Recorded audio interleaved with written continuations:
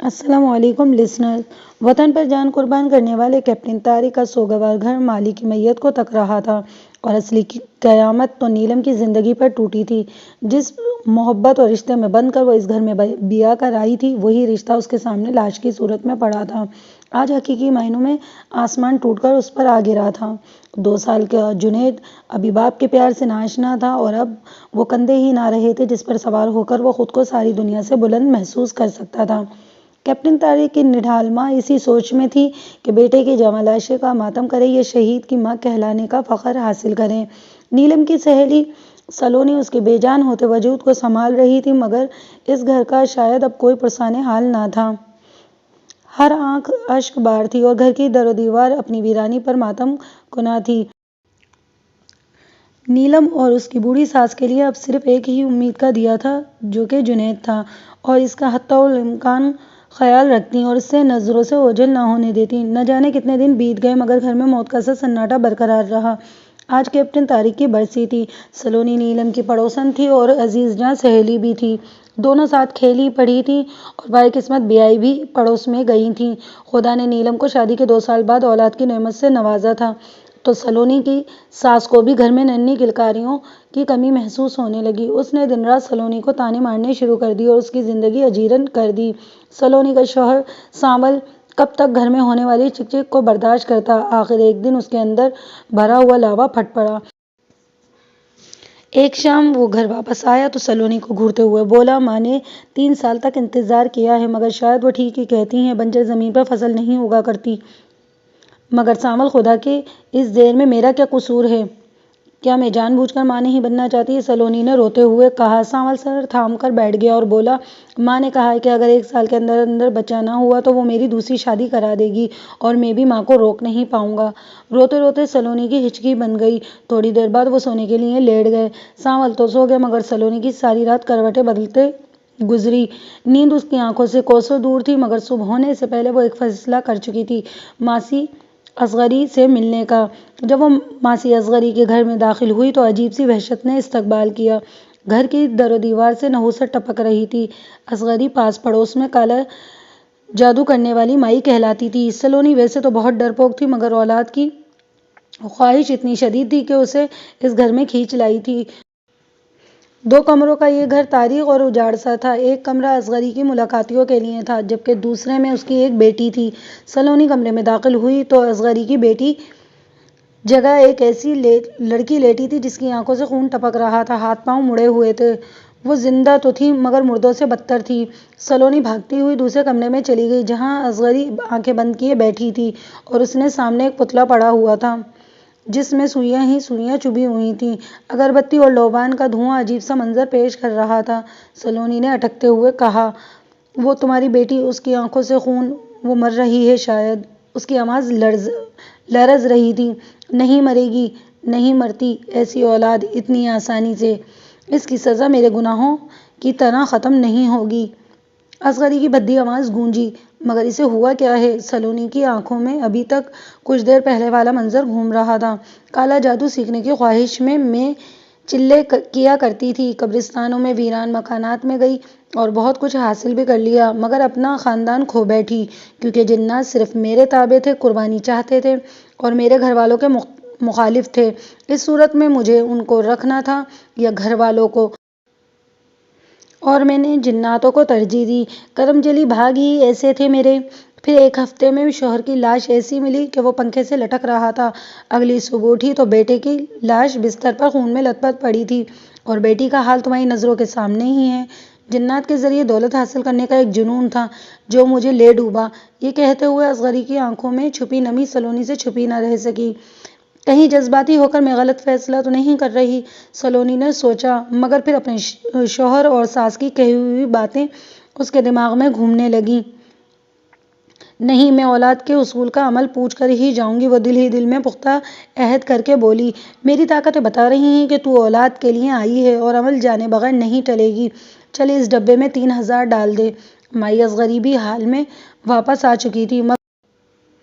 مگر دیکھ، یہ راستہ بہت کٹھن ہے، گزر پائے گی تو اس آگ بھرے راستے سے؟ سوچ لے، عمل کی خرابی تجھے لے ڈوبے گی۔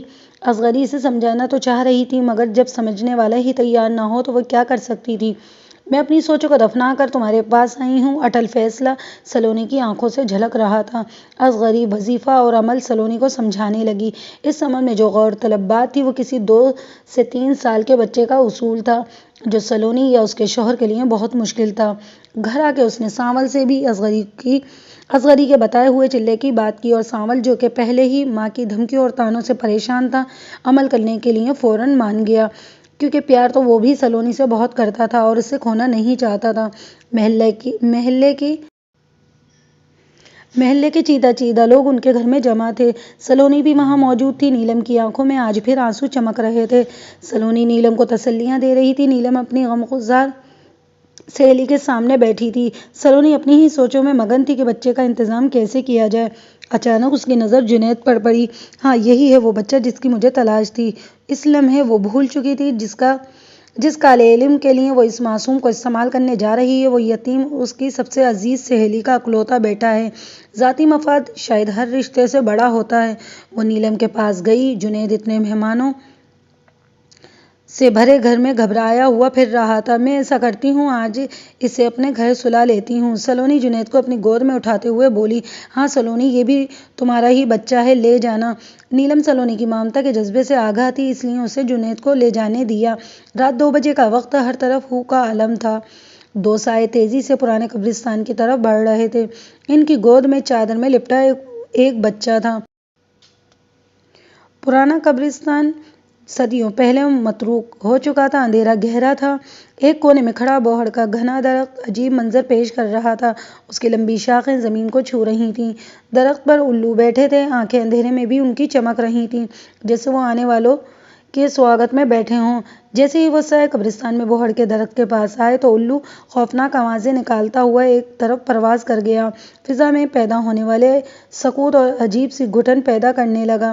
اس بوہڑ کے درخت کے عین نیچے پرانا قبرستان میں ایک عیسائی کی تازہ قبر تھی، جس پر رکھے گلاب کے گلدستے ابھی تک خشک نہیں ہوئے تھے۔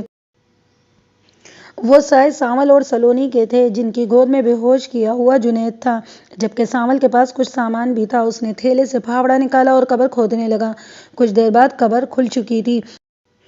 جنید کو ایک سائیڈ پر لٹا دو اور مردے کو قبر میں سے نکالنے میں میری مدد کرو۔ اس سائے میں مردے کی موجودگی کے خیال سے ہی سلونی کی روح فنا ہو رہی تھی۔ اوپر سے سانول نے اسے مردہ نکالنے کا کہہ کر نیم مردہ کر دیا تھا۔ خیر مرتا کیا نہ کرتا۔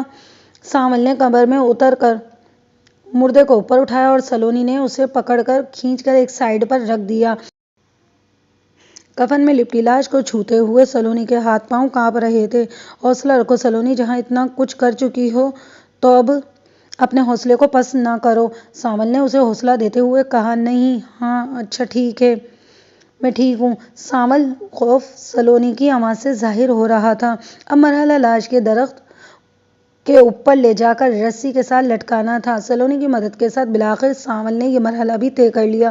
بوہڑ کے درخت پر لٹکتی لاش اور رات کا دوسرا پہر بہت خوفناک منظر تھا۔ اگر عام حالات ہوتے تو سلونی کا دل ہی بند ہو جاتا، مگر مسائل کے انبار سے وہ اس قدر گھبرا چکی تھی کہ بچے کے حصول کے لیے وہ کچھ بھی کرنے کو تیار تھی۔ پھر سانول کے کہنے پر وہ بے ہوشی کی دوا کے زیر اثر جنید کو اپنی گود میں اٹھا کر لاش کے عین نیچے بالکل اس طرح بیٹھ گئی جیسے اکڑ گئی ہو۔ اب میں لاش پر پانی گراؤں گا، جو اس پر سے ہوتا ہوا تم پر اور جنید پر گرے گا۔ گھبرانا مت اور وظیفہ جاری رکھنا، سب ٹھیک ہو جائے گا، سانول نے اسے تسلی دیتے ہوئے کہا اور درخت پر چڑھ گیا اور مردے کے پاؤں پر آہستہ آہستہ پانی گرانے لگا اور اس کے سر پر سے ہوتے ہوئے سلونی اور جنید پر گرنے لگا۔ سلونی آنکھیں بند کیے مسلسل وظیفہ کر رہی تھی، مگر سخت پریشان تھی، کیونکہ اسے لگ رہا تھا وہ کچھ بھول رہی ہے وظیفے میں، مگر اس نے ہمت نہ ہاری اور مسلسل پڑھتی رہی۔ وظیفہ 1 گھنٹے کا تھا۔ مردے کا سر سلونی کے سر کے عین اوپر تھا۔ ابھی وظیفہ پڑھتے پڑھتے بمشکل آدھا گھنٹہ ہی گزرا تھا کہ اچانک مردے میں حرکت پیدا ہوئی اور اس نے جھٹکا لینے شروع کر دیے۔ سلونی کا خوف سے برا حال تھا، مگر سانول تھوڑا تھوڑا پانی مردے پر گرائے جا رہا تھا۔ اچانک پانی کی جگہ خون سلونی پر گرنے لگا۔ ایک زوردار جھٹکے سے مردے نے اپنی آنکھیں کھول لیں اور وہ جو الٹا لٹک رہا تھا اٹھ کر ہوا میں معلق ہو گیا۔ سلونی بت بن گئی اور اس کا سانس وہیں کا وہیں رکا رہ گیا۔ سانول نے وحشت زدہ سی چیخ ماری اور درخت سے نیچے آ گرا۔ اس نے سلونی کو دھکا دیا، بھاگو سلونی، الٹا اثر ہو گیا، یہ زندہ نہیں چھوڑے گا ہمیں اگر ہم یہاں رہے تو۔ جیسے ہی سلونی اٹھی، جنید اس کی گود سے زمین پر گر گیا، مگر وہاں ہوش کسے تھا؟ دونوں وہاں سے گاؤں کی طرف بھاگ گئے اور گھر آ کر سانس لیا، مگر اس کے کانوں میں ابھی تک لاش کے بھیانک کہکہے گونج رہے تھے۔ جنید تو وہیں رہ گیا، یہ سب کیا تھا؟ سانول، کیا ہو گیا یہ سب؟ سلونی نے کہا اور رونے لگی۔ اب ہم کیا جواب دیں گے نیلم کو کہ جنید کہاں گیا؟ سلونی تڑپ کر بولی۔ میں نے تو سوچا تھا کہ بچے کو گود میں رکھ کر نہلا لوں گی تو وظیفہ اور عمل بھی پورا ہو جائے گا اور جنید کو واپس کر دیں گے، مگر یہ عمل تو الٹا ہی ہو گیا۔ اب ہم کیا کریں؟ سانول بھی پریشان تھا۔ صبح گاؤں کے لوگوں کو ساری بات بتا کر وہاں لے جائیں گے، شاید جنید زندہ ہو، سانول نے گھبرائے ہوئے لہجے میں کہا، جس میں پریشانی واضح تھی۔ صبح اٹھ کر وہ کتنی ہی دیر ایک دوسرے کو دیکھتے رہے، حوصلہ نہیں تھا نیلم کا سامنا کرنے کا۔ آخر سلونی اٹھی اور سانول کا ہاتھ تھام کر بولی، ہم کو سب کچھ بتا دینا چاہیے۔ دونوں بوکھلائے ہوئے سے نیلم کے گھر کی طرف بڑھ گئے۔ دروازہ کھلا ہوا تھا اور اندر داخل ہوتے ہی صحن میں نیلم ساس سے باتیں کر رہی تھی۔ وہ کچھ بتانا ہے تم کو نیلم، میری غلطی کی جو مرضی سزا مجھے دینا۔ میں نے جنید کو یہ کہتے ہوئے سلونی رو پڑی۔ ارے رو کیوں رہی ہو؟ کیا ہوا؟ تم خود جنید کو چھوڑنے نہیں آ سکی تو جنید آدھا گھنٹے پہلے خود ہی گھر واپس آ گیا، بہت خوش لگ رہا ہے۔ مگر پاگل، تم رو کیوں رہی ہو؟ کیا جنید گھر واپس آ گیا؟ خود ہی؟ سانول بوکھلا گیا۔ سلونی کے چہرے پر ہوائیاں اڑ رہی تھیں۔ اتنی دیر میں جنید بھی صحن میں آ گیا۔ وہ عجیب شیطانی مسکراہٹ کے ساتھ سلونی اور سانول کو دیکھ رہا تھا۔ اب شیطانی کھیل کا آغاز ہو گیا تھا۔ میں آنٹی سلونی کے گھر جاؤں گا، جنید نے منہ بسوڑتے ہوئے کہا۔ چلے جانا، مگر پہلے کھانا تو کھا لو۔ نیلم کچھ دنوں سے جنید کی بیجا بڑھتی ہوئی ضدوں سے پریشان تھی، مگر وہ پیار بھی تو اتنا کرتا تھا نیلم سے، سارا دن مما مما کہتا ہوا اس کے ساتھ رہتا تھا۔ رات کے 2:30 بجے تھے، نیلم کی آنکھ کھلی تو جنید بستر سے غائب تھا۔ وہ گھبرا کر اٹھی اور ساس کو جا کر جگایا۔ ماں جی، جنید گھر میں نہیں ہے، میں نے سارا گھر دیکھ لیا۔ نیلم روتے روتے بولی۔ کیا کہہ رہی ہو بہو؟ تمہارے کمرے میں ہی تو سویا تھا۔ ساس بیچاری شوگر کی مریضہ تھی، دل پکڑ کر وہیں بیٹھ گئی۔ اچانک نیلم کو کچھ یاد آیا تو وہ چھت کی طرف دوڑی۔ اماوس کی رات تھی، ایک چھوٹا سا سایہ درخت کے آخری کونے میں کھڑا بھیانک سی ہنسی ہنس رہا تھا۔ وہ جنید تھا۔ جنید، وہ گھبرا کر آگے بڑھی۔ یہاں کیا کر رہے ہو؟ اچانک جنید کی ہنسی رک گئی اور جنید اجنبی سی نظروں سے ماں کی طرف دیکھنے لگا۔ تھوڑی دیر اسے دیکھتا رہا اور ماما کہتا ہوا نیلم کی طرف دوڑا اور اس کے ساتھ آ کر لپٹ گیا۔ نیلم نے اسے باہوں میں بھرا اور نیچے لے آئی۔ نیچے آ کر وہ آرام سے سو گیا۔ ہلکی روشنی میں اس کے چہرے سے جھلکتی معصومیت بہت بھلی لگ رہی تھی۔ جنید کے گھر سے 2 گلیاں دور ایک گھر کے باہر پولیس کی وین کھڑی تھی۔ گھر میں پولیس اور محلے داروں کا جمگھٹا لگا ہوا تھا۔ اہل خانہ اور محلے دار سخت پریشان تھے کہ رات کو بلا چنگا سونے والا شخص صبح مردہ کیسے ہو گیا۔ منہ سے خون کی پتلی سی لکیر واضح تھی۔ او جی، یہ تو قتل کا سیدھا سادہ کیس ہے لگتا ہے۔ مقتول کو زہر دے کر مارا گیا ہے اور زہر کھانے میں ملا دیا گیا ہوگا یا کسی اور طریقے سے، اس کا پتہ تو پوسٹ مارٹم سے ہی لگے گا، تھانے دار نے ابتدائی کارروائی کرنے کے بعد کہا۔ گھر کے افراد اکلوتے کفیل کو زہر کیوں دیں گے اور اس سیدھے سادے شخص کو کسی کے ساتھ بھلا کیا دشمنی ہوگی؟ کوئی اور ہی چکر لگتا ہے۔ وہاں موجود ایک آدمی بولا۔ شام کو آنے والی پوسٹ مارٹم رپورٹ نے سب کو بوکھلا کر رکھ دیا۔ ہر دل خوف سے لرز اٹھا۔ موت کی وجہ سے سینے سے دل غائب ہونا تھا۔ ہر کوئی پتھرا کر رہ گیا۔ اب تو ہر دوسرے تیسرے دن کا معمول بن گیا تھا، کوئی نہ کوئی لاش اس حالت میں ملتی کہ اس کا دل سینے سے غائب ہوتا۔ پورے علاقے میں خوف و ہراس پھیل چکا تھا۔ لوگوں نے گھروں کو تالے لگا کر سونا شروع کر دیا۔ باتیں تو نیلم کے گھر تک بھی بہت پہنچی تھیں، مگر نیلم کی پریشانی کی وجہ کچھ اور تھی، اور اب یہ اتفاق تھا یا کسی سانحے کی نشانی کہ جب قتل کی اس طرح کی کوئی واردات ہوتی تو جنید اس رات بستر سے غائب ملتا اور ڈھونڈنے پر ہمیشہ چھت کے اسی تاریخی کونے میں کھڑا ہنستا ہوا نظر آتا۔ نیلم سخت پریشان تھی۔ ایک رات نیلم نے چھپ کر ساری رات جاگنے کا فیصلہ کیا تاکہ اس رات سے پردہ اٹھا سکے۔ 3 سالہ معصوم جنید کے اس بدلے ہوئے رویے کے پیچھے کیا وجہ تھی؟ رات کے 2 بج رہے تھے۔ نیلم جاگ رہی تھی اور گہری نیند میں ڈوبے ہوئے جنید کو دیکھ رہی تھی، سوچ رہی تھی میرا اکلوتا سہارا کتنا معصوم لگ رہا ہے، وہ بھلا کس طرح ان حادثات میں ملوث ہو سکتا ہے۔ شاید میں غلط سوچ رہی ہوں، خود سے یہ کہہ کر وہ سونے لگی کہ اچانک اس نے تیزی کے ساتھ جنید کی آنکھیں کھلتی دیکھیں۔ ایک خوفناک مسکراہٹ اس کے چہرے پر پھیل گئی۔ نیلم نے جلدی سے آنکھیں بند کر لیں اور سوتی بن گئی، لیکن پلکوں کے درد سے اس کی حرکات دیکھتی رہی اور وہ آہستہ سے اٹھا اور چلتا ہوا کمرے کی سیڑھیوں پر جا پہنچا اور چھت پر اسی تاریک گوشے کی طرف چلا گیا۔ اس سے پہلے کہ نیلم اسے دیکھ پاتی وہ اچانک غائب ہو گیا۔ نیلم ساری چھت پر چکراتی رہی اور وہ سمجھ چکی تھی کہ کچھ تبدیلی آ چکی ہے جو طوفان کے لیے کھڑی ہے، اور وہ جنید کی اس تبدیلی کی وجہ جاننے سے قاصر تھی۔ وہ نڈال سی ہو کر سیڑھیوں پر گر سی گئی۔ ایک 3 سال کا معصوم سا بچہ کیسے سیکنڈوں میں غائب ہو سکتا ہے؟ تھوڑی دیر بعد نیلم کی آنکھوں پر کسی نے ہاتھ رکھ دیے۔ مما، آپ مجھے ڈھونڈ رہی تھی نا؟ جنید یہ کہتے ہوئے اس سے لپٹ گیا۔ نہ جانے وہ کس ٹائم واپس آ گیا۔ نیلم نے ایک تھکی ہوئی سی نگاہ جنید پر ڈالی اور اسے اٹھا کر نیچے لے آئی۔ بہت دیر تک وہ سوچتی رہی مگر واقعے کی تہہ تک نہ پہنچ سکی۔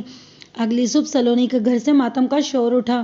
نیلم بھاگ کر وہاں پہنچی تو اس نے سلونی کو زاروں قطار روتے ہوئے پایا۔ سانول مر چکا تھا، بالکل ویسے ہی پراسرار موت جس طرح پہلے محلے میں اموات ہو چکی تھیں۔ اس کا بھی دل غائب تھا۔ آن کے آن سارا محلہ اکٹھا ہو گیا۔ قیامت صغریٰ برپا تھی۔ سلونی بار بار بے ہوش ہو جاتی، ہوش میں آتی تو بس ایک ہی بات بولے جاتی، جائز خواہش کا ناجائز طریقہ میرے شوہر کو بھی کھا گیا۔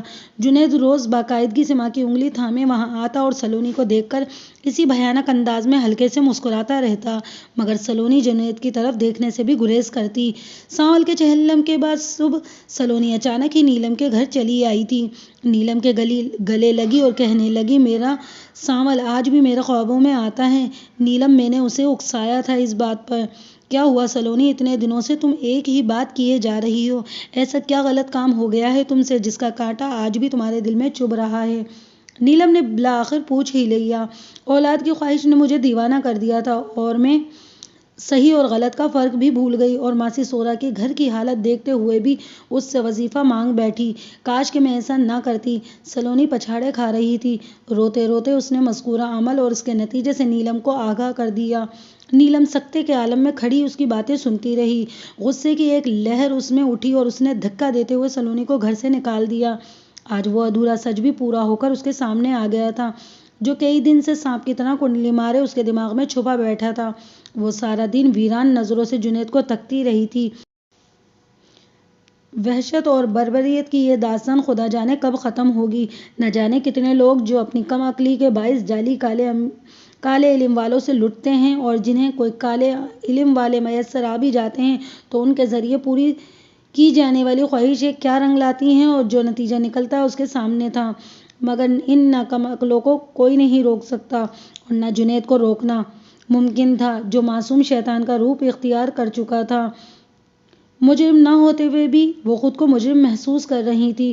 قتل ہونے والے تمام افراد کے قتل میں جنید سے زیادہ سانول اور سلونی کی غلطی تھی۔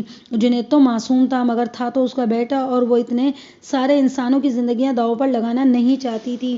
اس نے اگلے ہی دن اپنے والد سے ملنے کا پروگرام بنا لیا، جو تہجد گزار اللہ والے تھے اور نوری وظائف پر دسترس رکھتے تھے۔ شاید نیلم کے مسئلے کا حل وہی نکال سکتے تھے۔ ایک انسان کا قتل ساری انسانیت کا قتل ہے، اور میرے جنید کے ہاتھ تو کتنے ہی انسان کے خون سے رنگ چکے تھے، کیا ان کا کوئی ازالہ ہو سکتا تھا؟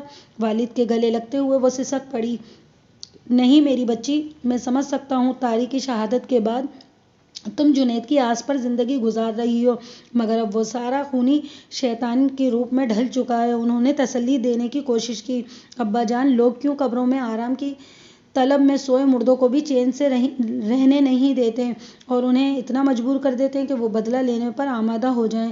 بیٹا، قبر تو قبر ہوتی ہے اور اس میں موجود روح بھی وجود رکھتی ہے، خواہ مسلمان کی قبر ہو یا عیسائی کی، مگر دنیا میں موجود لوگ روح کے تقدس کو بھی پامال کرنے سے نہیں کتراتے، تو اس طرح کے واقعات جنم لیتے ہیں اور معاشرے کے یہ زخم بالآخر ناسور بن جاتے ہیں۔ خیر میں 3 دن کا وظیفہ تمہیں بتاتا ہوں جو اپنے گھر کے کسی بھی پرسکون گوشے میں مکمل یکسوئی کے ساتھ کرنا ہے، پھر اس روح کا خاتمہ ہو جائے گا، مگر تمہیں اپنے دل پر پتھر رکھنا ہے، یعنی تمہیں اولاد یا انسانیت میں سے کسی ایک کو چننا ہوگا، پھر تم اس سے اسی کی واپسی کی طریقہ معلوم کرنا، میری دعائیں تمہارے ساتھ ہیں۔ انہوں نے اسے ضروری ہدایت دی اور پھر نیلم اٹھ کر چلی گئی۔ ماما آ گئیں، ماما جی آ گئیں۔ جنید نے نیلم کو گھر میں داخل ہوتے ہی لپک کر گلے لگا لیا۔ تبدیل تو وہ صرف دنیا والوں کے لیے ہوا تھا، ماں سے اس کا پیار اور بھی بڑھ گیا تھا، سارا دن نیلم کے پاس بیٹھا رہتا اور میٹھی میٹھی زبان میں باتیں کیے جاتا۔ اس کی دنیا بس ماں سے شروع ہو کر ماں پر ختم ہونی تھی۔ نیلم کو اس نے کبھی تنگ نہیں کیا تھا، حالانکہ جب اسے دورہ بھی پڑتا تو اسے نقصان نہ پہنچاتا اور بغیر بتائے ہی باہر نکل جاتا۔ مدہوشی اور لاؤبلی میں بھی وہ ماں کی محبت کو بھلا نہیں سکتا تھا، یا شاید اس پر موجود بدرو کو ایک ماں کے تقدس کا خیال تھا۔ گھر آ کر نیلم نے سب سے پہلا کام تو یہ کیا کہ سارے محلے کے گھروں میں پیغام بھیجا کہ آفت سے بچنے کے لیے اپنے گھر کے دروازوں پر آیت الکرسی لٹکا دیں، تاکہ وہ چیز لوگوں کو قتل کرتی ہے بابرکت کلام کے باعث گھروں میں داخل نہ ہو سکے۔ رات 12 بجے نیلم کی ساس اور جنید سو گئے تو نیلم کمرے سے باہر صحن میں ایک حصار بنا کر بیٹھ گئی اور وظیفے میں مشغول ہو گئی۔ آنکھیں بند کیے وہ ورد کیے جا رہی تھی کہ اچانک اسے لگا کوئی اسے دیکھ رہا ہے۔ اس نے آنکھیں کھولی تو اپنے سامنے جنید کو بیٹھا پایا، جو معصوم سی ہنسی لیے اسے دیکھ رہا تھا۔ اذانوں تک وہ وظیفہ پڑھتی رہی اور جنید بس نثار ہو جانے والی نظروں سے اسے دیکھتا رہا۔ اس لمحے وہ بہت معصوم لگ رہا تھا۔ اگلے سارا دن وہ اس کے ساتھ رہا اور اسے منع کرتا رہا کہ ماما آپ رات کو نہ جاگا کرو، آپ سو جایا کرو، ماما وہ مجھے مارے گا۔ نیلم آگے بڑھی اور اسے اپنے ساتھ لپٹا لیا۔ آج دوسری رات تھی۔ 12 بجے نیلم کی ساس تو سو چکی تھی، مگر جنید نہیں سو رہا تھا، وہ بہت پریشان لگ رہا تھا۔ نیلم اسے کمرے میں چھوڑ کر اٹھی اور باہر حصار بنا کر وظیفہ پڑھنے میں مشغول ہو گئی۔ تھوڑی دیر بعد جنید آ کر حصار کے سامنے کھڑا ہو گیا اور اس کی آنکھوں سے غصہ جھلک رہا تھا اور اپنی بدلی ہوئی آواز میں بولا، تم ماں ہو اس بچے کی جس کے جسم پر میں قابض ہوں، اور ماں کی میں قدر کرتا ہوں، مگر تمہارے لیے بہتر ہے کہ وظیفہ چھوڑ دو، ورنہ تمہارے بیٹے کو بہت اذیت برداشت کرنی پڑے گی۔ نیلم آنکھیں پھاڑے اس کے بدلے ہوئے لہجے کو سن رہی تھی، مگر وظیفے میں مصروف رہی۔ اچانک جنید کی ہیبت بدلنے لگی۔ چھوٹی چھوٹی ٹانگیں اور اس کے دھڑ نارمل انسان کی طرح نقوش تو انسانی تھے، مگر ان میں وحشت بھری ہوئی تھی۔ نیلم لرز اٹھی۔ دیکھتے ہی دیکھتے وہ واپس جنید بن گیا اور اڑتا ہوا سامنے دیوار پر جا لگا۔ اس کا سر پھٹ گیا تھا اور زور زور سے وہ رو رہا تھا۔ پھر یکایک اس کے بازوؤں کی جلد ادھڑنا شروع ہو گئی اور گوشت لٹک گیا، صرف بازوؤں کی ہڈیاں رہ گئیں۔ جنید اذیت سے چلا رہا تھا۔ اچانک نیلم کی ساس شور کی آواز سن کر کمرے سے باہر نکلی تو وہ اڑا اور اپنا نوکیلا ہاتھ ساس کے منہ میں ڈال کر دل نکال کر لے گیا۔ وہ بیچاری ہکا بکا موت کی آغوش میں چلی گئی۔ نیلم اسے بچانے کے لیے حصار سے نکلنے لگی تو اسے یاد آیا اگر وظیفہ وہ ادھورا چھوڑ دے گی تو اس کا مقصد ہی ختم ہو جائے گا، اور پتہ نہیں یہ خوخار کتنے لوگوں کا خون اپنے ہاتھوں سے کرے۔ یہ سوچ کر وہ پھر سے وظیفہ پڑھنے میں مصروف ہو گئی، مگر اس بار آنکھوں سے بہتا پانی روکنا اس کے اختیار میں نہ تھا۔ اگلے دن اس گھر سے ایک اور جنازہ اٹھا، مگر فرق صرف اتنا تھا کہ اب نیلم گنہگار کو جانتی تھی اور اسے کیفر کردار تک پہنچانے کا مضبوط ارادہ بھی کر چکی تھی۔ آج تیسری رات تھی۔ رات 12 بجے کے بعد حسب معمول جب نیلم نے وظیفہ شروع کیا تو جنید پھر سے اس کے سامنے آ کر بیٹھ گیا اور پھر تھوڑی دیر بعد بولا، ماما آپ یہ سب نہ کرو، دیکھو مجھے بہت تکلیف ہوئی ہے، ماما میرے بازو دیکھو، مجھے بہت درد ہو رہا ہے جب آپ پڑھتی ہو۔ اس نے اپنے چھوٹے چھوٹے بازو پھیلائے تو اس پر لگے زخم نیلم کو تڑپا گئے، مگر بدستور وہ وظیفہ میں مشغول رہی۔ میرا کیا قصور ہے مما، کیوں حد درجہ اذیت میرے مقدر کر دی گئی ہے؟ پھر جنید کی آواز بدلتی گئی اور ایک اجنبی آواز گونجی، مجھے اس وقت بھی بہت درد ہو رہا ہے۔ جب میری لاش کو قبر سے نکال کر اس کی بے حرمتی کی گئی تھی، اسے درخت کے ساتھ الٹا لٹکایا گیا، اور کیا بگاڑا تھا میں نے ان لوگوں کا جو انہوں نے میری روح کو اذیت سے دوچار کیا؟ میں بدلہ نہ لیتا تو اور کیا کرتا؟ اس اجنبی آواز میں وہی سوز تھا جو جنید کی آواز میں تھا۔ پھر وہ چپ ہو گیا۔ تھوڑی دیر بعد وہ وظیفے کا دورانیہ ختم ہوا تو ہر طرف سکوت چھا گیا۔ اجنبی بدرو اب غلام بن چکی تھی۔ مبارک ہو